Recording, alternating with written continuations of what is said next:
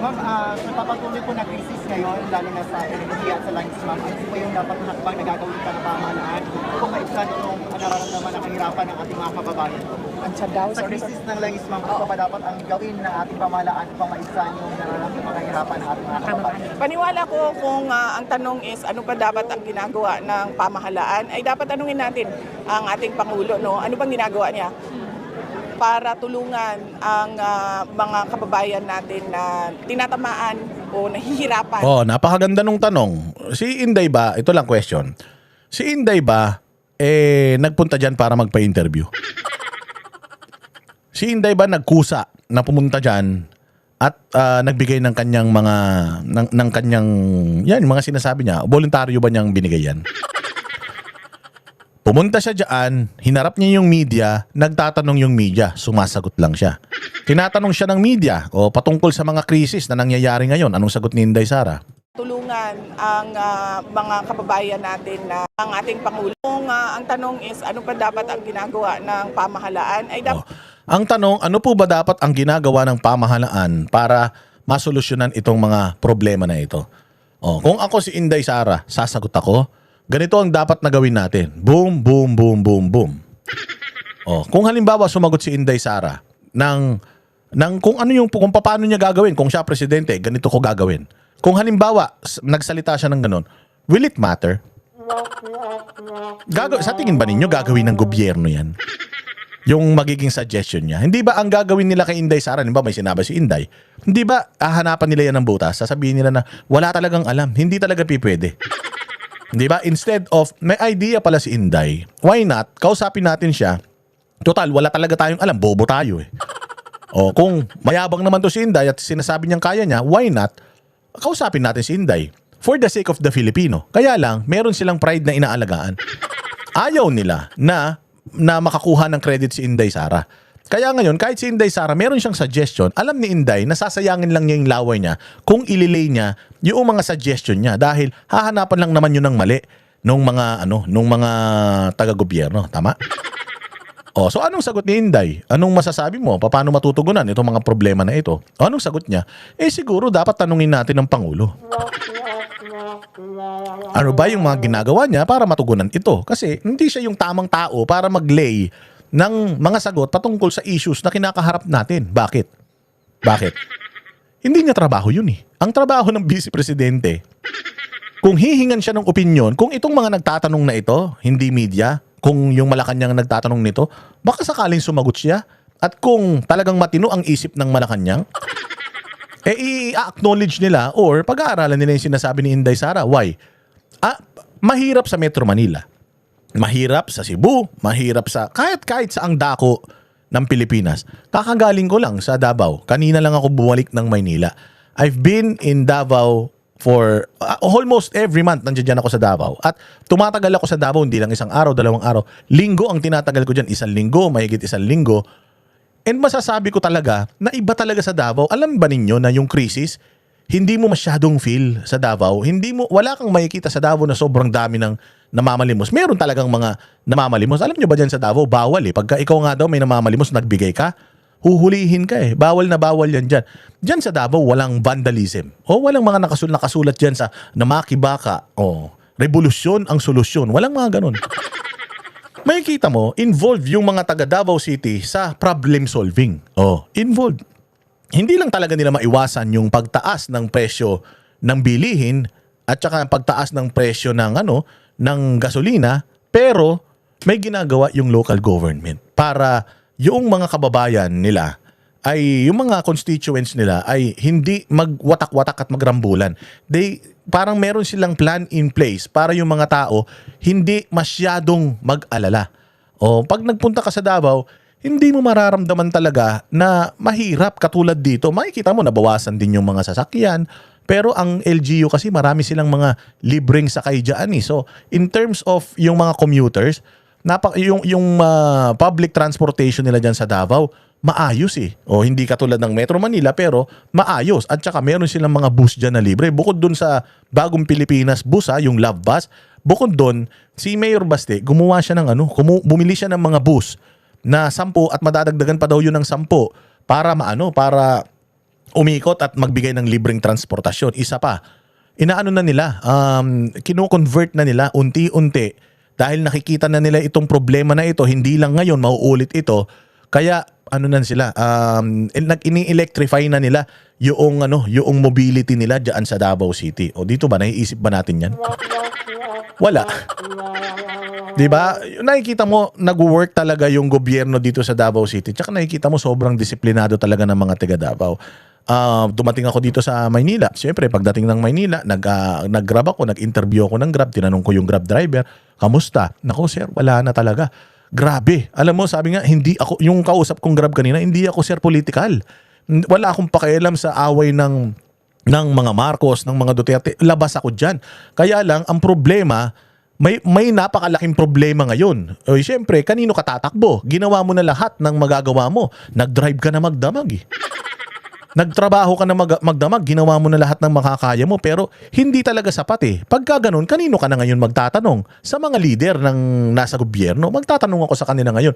Ginawa ko na ang lahat, pero hindi sapat dahil hindi naman kayo nagtaas ng pamasahe. Nagtaas lang kayo ng tas hindi pa ako nakatanggap ng ayuda, pero hindi ako pwedeng huminto dahil hindi ako nakatanggap ng ayuda. Kailangan ko pa rin kumayod kasi may pamilya akong pinapakain now.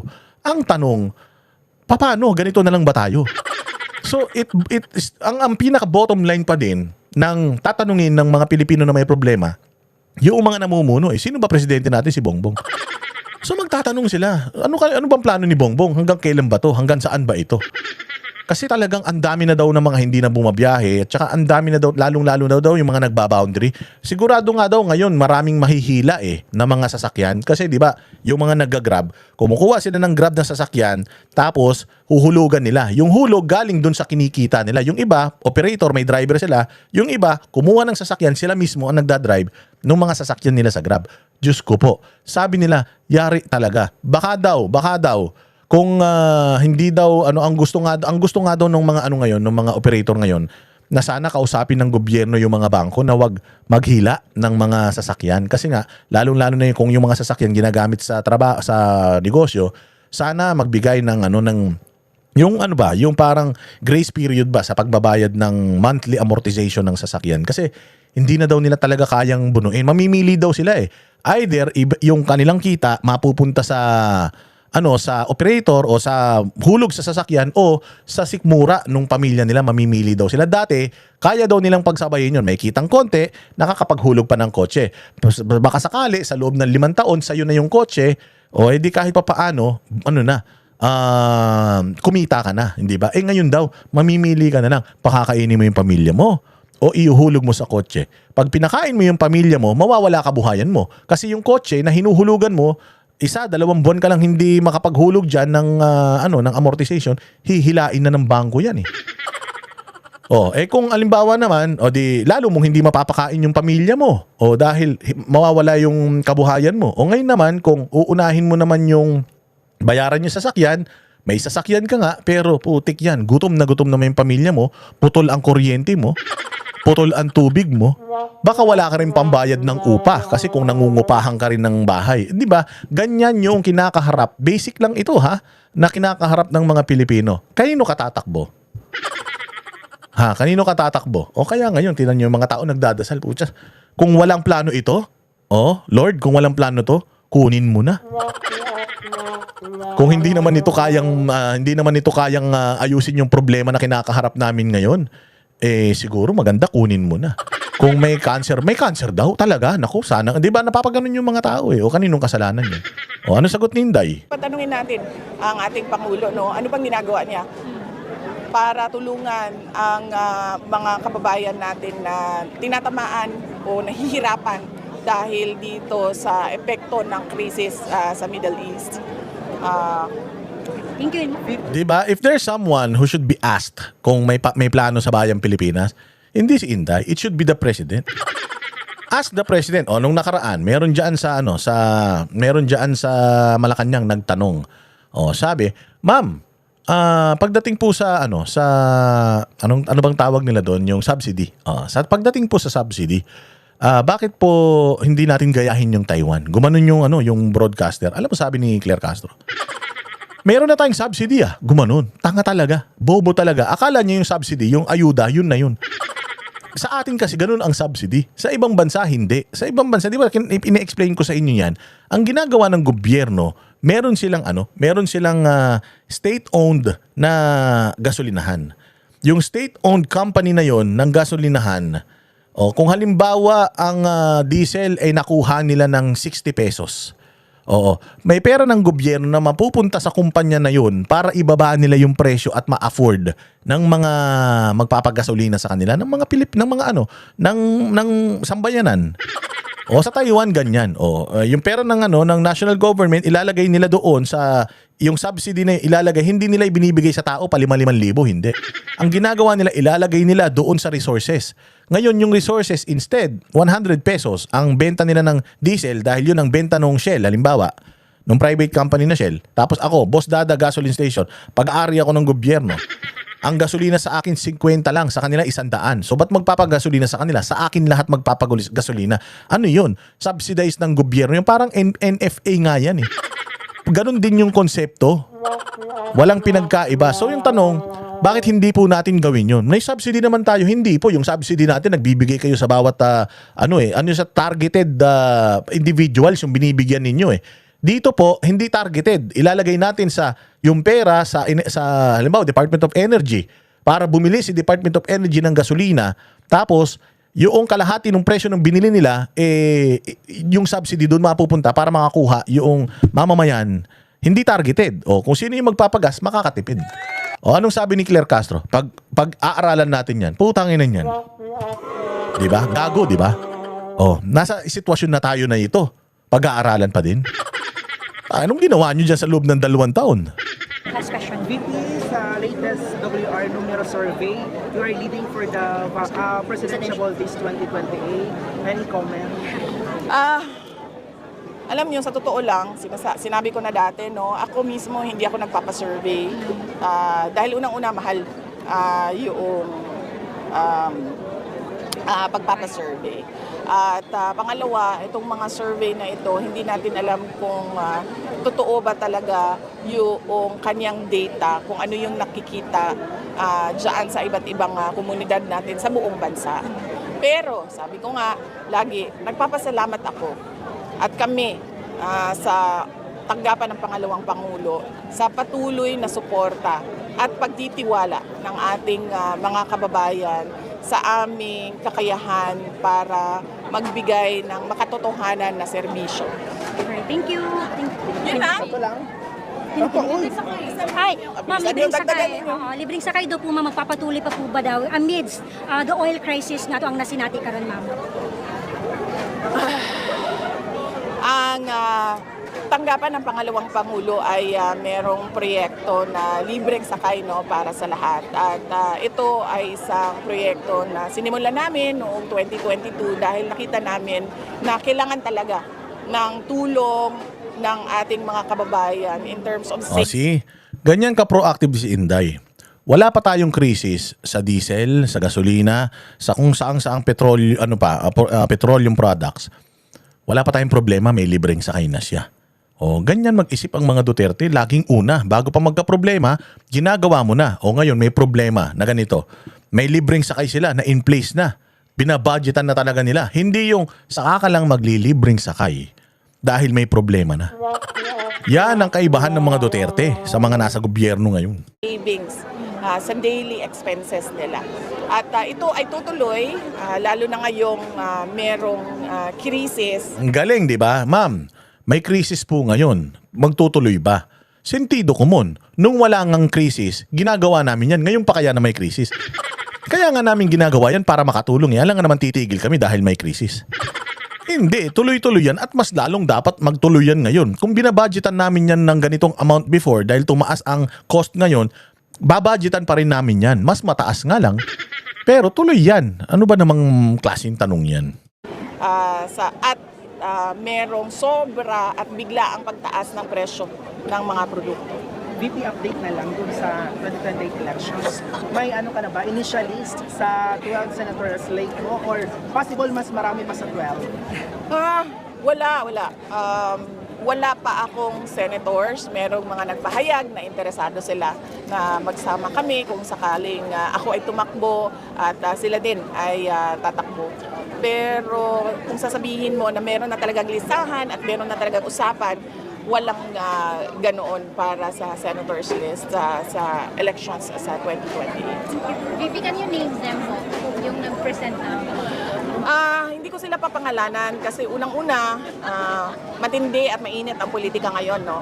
Lahat ng lumalapit, nakadikit, kaibigan ko ay... Tignan mo, si Inday Sara pag sumagot, di ba? Spontaneous. Pag tinanong mo, sagot. Mabagal ba siya magsalita? Mabagal para maintindihan mo. Kaysa naman katulad ni Bongbong, binibilisan yung salita pero wala naman nako-construct na thought. Bobo. Ngayon, meron siya, yung mga bashers ni Inday, elementary na lang daw yung kinakausap. Nagbabasa pa. Abay, natural. Para yung mensahe mo, hindi maligaw. Kasi mga bata yan, baka mamaya magkamali ka na sasabihin dyan. Si Bongbong Marcos nga, Diyos ko, kahit sinong kausap mo, bata, matanda, putangin na, para ka nakipag-usap sa para ka nakipag-usap sa puno Wala talagang direksyon Tingnan niyo gano'ng agaling si Inday Sara sumagot sa mga tanong ng mga media. Kahit paulit-ulit, sinasagot niya pa rin paulit-ulit. At yung sagot niya, may substance. Hindi naman si Bongbong. Nagbigay siya ng nagbigay ng speech sa mga teacher. Tapos, yung mga teacher daw naghahanda, nagluluto ng tuni-tuniladang pansit. Anak ng tinapay naman. Sabi ko nga kung yung manner lang ng pagsasalita ni Inday ang pagbabasihan ninyo, kumpara naman kay Bongbong, Diyos ko po. Kung walang direksyon si Inday sa tingin ninyo magsalita, paano na si Bongbong? Sabi ko nga sa inyo, mas naiintindihan ko pa si Sir Jack Argota magsalita kahit ngongo yun Si Bongbong, putsang ina, mas masahol pa sa ngongo na lasing pa. Diyos ko po. Hinaharas, hinatreten, pinafailan ng kaso, inaatake. So hindi ko sila papangalanan. Unang-una dahil dyan. Pangalawa, dahil kaming lahat ay presumptive candidates pa lang. Dahil wala pa namang filing ng candidacy. So hindi natin alam kung matutuloy ba talaga yung pagtakbo nila or hindi. Antayin natin sa darating na, at malapit na yon, darating ng period of filing ng candidacy sa susunod na sa susunod na taon. Last na lang, VP, kailan ang right time na i-declare mo yung vice president mo? Running mate mo yung right time? Kailan? Depend kung ready, kung meron na. Dahil sa ngayon, wala pa naman ako vice president na candidate na kasama. Kung meron na at ready na siya, na magpahayag na siya ay tatakbo bilang vice president. Tingnan mo, si Inday Sara, kino-consider niya ba sa pagtakbo niya sa 2028 yung impeachment na nangyayari ngayon? She's too confident. Kasi kung ako yan, wala pa presumptive candidates pa lang naman kami kasi hindi pa naman kami nagpa-file ng COC. And meron pang impeachment Hindi natin alam kung anong mangyayari sa impeachment na yan Kasi kapag na-impeach ako, hindi na ako pwedeng tumakbo sa 2028. So, pointless kung sasagutin ko yan ngayon. So, let us wait. Kung ako, ganun ang gagawin ko. Pero si Inday, considering na mainit yung issue ng impeachment, hindi niya yun kino-consider. Hindi niya isinasama sa considerations niya yung possibility na siya ay ma-impeach. Ibig sabihin, kumpiyansa talaga si Madam. I didn't do anything wrong. Wala akong ninakaw. Lahat yung mga ginagawa ninyo, fishing expedition lang yan. So, hindi ko yan i-consider o hindi ko yan isasama as part of my considerations pagdating ng 2028. Galing, di ba? So, alam mo yon, salita ng salita si De Lima, salita ng salita si Ridon, salita ng salita kung sino-sinong mga ulol na bumabati ko sa kanya. Nakikita niyo si Inday na apektado? Sinasagot ba ni Inday? Hindi. Why? Because there's always a proper forum para sagutin lahat ng mga yan. At yun ang Senado. Let us wait for the Senate impeachment court proceedings para masagot ang lahat ng yan. But until then, bahala kayo sa buhay nyo. Bumula ang mga bibig ninyo. Kahit ano pang gawin ninyo, you've been ruining my name for 4 years already. And clearly, hindi naniniwala ang mga tao. So, there's no way na yung klase ng paninira nyo before, yun pa rin ang ginagamit nyo ngayon and you expect a different result? bobo kayo. Wala na kayong alam na ibang pwedeng ibato kay Inday. Kaya yung binabato nyo sa kanya ngayon, recycled na, panis na. Hindi nakakagatin ng taong bayan, sawang-sawa na yung mga puta hanggang ngayon, may Grace Piatos pa rin. 3 years, 2 years na yan. Wala na bang iba? Oo, di ba? Thank you. Thank you, price. Oil prices na. Mapapababa siya kung magagawa nila ng paraan yung problema sa supply doon sa Middle East. Or mapapababa siya kung merong ibang supply na hindi dumadaan sa Middle East na papasok sa ating bayan. So hanggang merong bangayan sa Middle East, patuloy ang pagtaas ng presyo ng crudo. Vicky, may kumakalat ngayon with regards sa health ni PBBM na medyo, malugha. Tinanong siya tungkol sa health ni BBM. Nakita niyo naman yung niya, yung reaction niya, di ba? Parang baliwala man sa kanya. Nakita mo reaction niya? Good luck sa kanya. Thank you. Di ba? Ano sagot niya? Good luck sa kanya. Simple. Natawa ba siya? Kami ang boses ng masa, hindi natatakot. Katotohanan lang, di kami nalulunod. Walang bahid ng sismis, lahat ay totoo. Kahit sino ka pa, pag mali ka babanatan ka. Walang pinipili kulay, wala kaming kinikilingan. Basta para sa bayan, kami lalaban. Pag tama palakpakan, pag mali banatan. Di matitinag, di matatakot, para sa bayan tuloy ang sigaw. Sa harap ng kamera, walang halong takot. Mga baluktot, lahat kayo'y tutumba. Ang hustisya at totoo, yun lang ang mahalaga. Kahit sinong harang, di kami matitinag. Walang pinipiling kulay, wala kaming kinikilingan. Basta para sa bayan, kami lalaban. Pag tama palakpakan, pag mali banatan. Di matitinag, di matatakot, para sa bayan tuloy ang sigaw. Kung nasa tama ka, ikaw ay aming kasama. Pero pag mali ka, handa ka na bang mabasag? Banateros kami, walang inuunan, dahil bayan muna bago ang sarili.